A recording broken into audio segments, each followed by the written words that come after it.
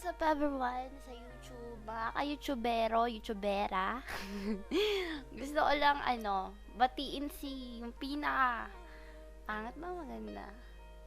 O sige, pinaka magandang ate ko na lang kasi napakaharas naman ko sasabihin ko yung katotohanan at saka hindi mapapagkamalang kapatid ko kung sasabihin kong pangit siya, 'di ba? Hindi. Seriously, happy birthday, Ate Asia.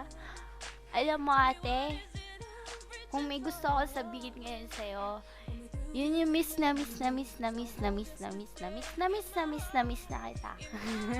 Ang haba, no? Parang pahabaan lang Hindi. Talaga, miss na kita, ate. You know what I mean? Miss na talaga kita. Good luck sa inyo ni Jan. Sana lagi kang mag-iingat dyan. Isipin mo lagi, andito lang si Bunso. Whenever you need me, I'll still be the same. Hindi ako nagbabago. Tsaka yung pagtingin ko sa pinagsamahan natin, hindi pa rin magbabago yun. Grabe, MK na to. Joke lang. Alam mo, keep it up, ate. Paulit-ulit ko sinasabi, keep it up. Pagbutihin mo yung mga magaganda mong ugali. 'Di ba? Kasi halos wala naman akong masabi about yun na masama ang pinakita sa akin. Wala naman. Miss ko na lang talaga yung mga panahon na pinapangarap mo talaga maging lalaki para wag na lang akong masaktan, 'di ba? Naalala mo tong picture na to? Ang galing, no? Hindi ko kinakahiya yan kahit mukhang chonggi yung kinalabasan ng itsura ko. Hindi ko kinakahiya.